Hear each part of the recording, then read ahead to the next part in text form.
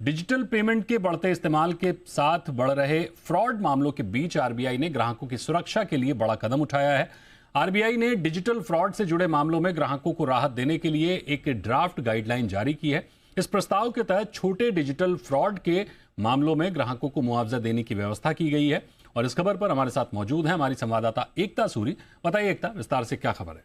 जी बिल्कुल, digital frauds को लेकर आरबीआई ने बैंक के कस्टमर्स के लिए एक बड़ी राहत वाली खबर दी है, उनको एक अनाउंसमेंट की है। अब अनाउंसमेंट ये है कि 25,000 तक की जो छोटी ट्रांजैक्शंस हैं उसमें अगर किसी के साथ फ्रॉड हुआ है तो उसमें माफ़ कीजिए 50,000 तक की जो छोटी ट्रांजैक्शंस हैं अगर उसमें किसी के साथ फ्रॉड हुआ है तो उसे 25,000 तक का जो है मुआवजा मिलेगा। अब मुआवजा कैसे कैलकुलेट होगा?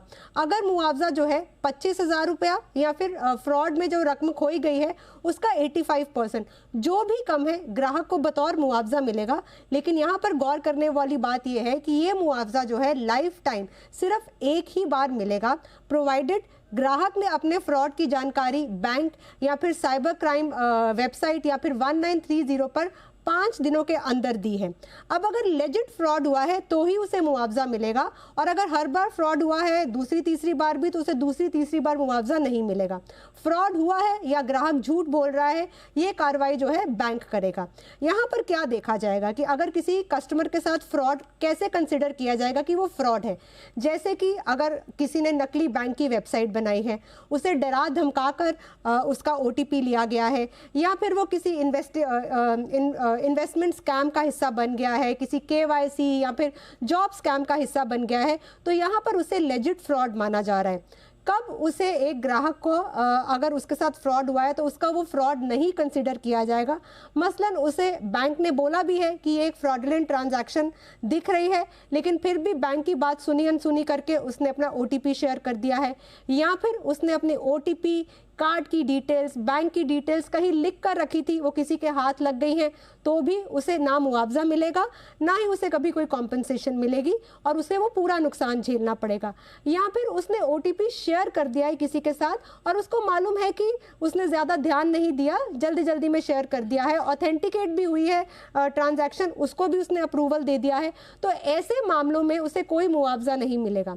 बैंक की गलती अगर कंसिडर की जाती है वो ये कि जैसे कि किसी के पास कार्ड है लेकिन फिर भी ATM से पैसे निकल गए, जैसे कि ATM क्लोनिंग हम जिसे कहते हैं, या फिर अगर किसी के पास वो घर पर ही है लेकिन कोई उसने OTP शेयर नहीं किया है, उसके साथ फ्रॉड हो रहा है, यानी कि बैंक के सिक्योरिटी सिस्टम में लैप्स है, या फिर थर्ड पार्टी पेमेंट एग्रीगेटर की गलती है जिस वजह से उसके अकाउंट से पैसे डेबिट हो गए हैं, यहाँ पर जो है बैंक को नो क्वेश्चन आस्क्ड उसके पूरी अमाउंट जो है वापस देनी पड़ेगी ग्राहक को।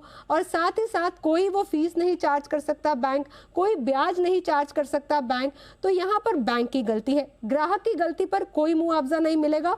लेकिन अगर उसके साथ स्कैम हुआ है तो वो एक लेजिट स्कैम है तो उसे 25,000 तक का मुआवजा या फिर 85% जो भी उसका अमाउंट है फ्रॉड का वो मिलेगा, और ये सिर्फ 1 टाइम ही मिलेगा।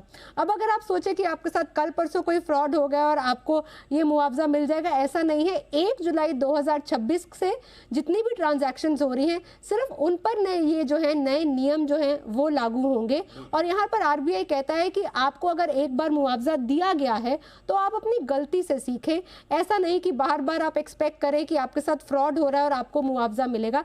लेकिन फिर भी अगर हम बात करें तो ये ग्राहक के हक में एक बहुत बड़ी जीत है। इसके अलावा बहुत से बैंक्स जो हैं वो SMS अलर्ट भेजने के लिए फीस चार्ज करते हैं। RBI कह रहा है कि 500 या 500 से ऊपर तक की जो ट्रांजैक्शंस है ये बैंक का एक रिस्पॉन्सिबिलिटी है, बैंक का कर्तव्य है कि वो SMS या फिर ईमेल के जरिए ग्राहक को अलर्ट दे, उससे कोई फीस चार्ज ना करे। ठीक बात है, बड़ी बड़ी अहम बात कही आपने एकता। कम से कम मुआवजा देने की बात हो रही है, ये बड़ी बात है, लेकिन उसके साथ में शर्तें इतनी ज्यादा हैं कि समझना मुश्किल है कि कब मुआवजा मिलेगा और कब नहीं मिलेगा। बहरहाल बहुत शुक्रिया आपका हमारे साथ जुड़ने के लिए इस खबर पर।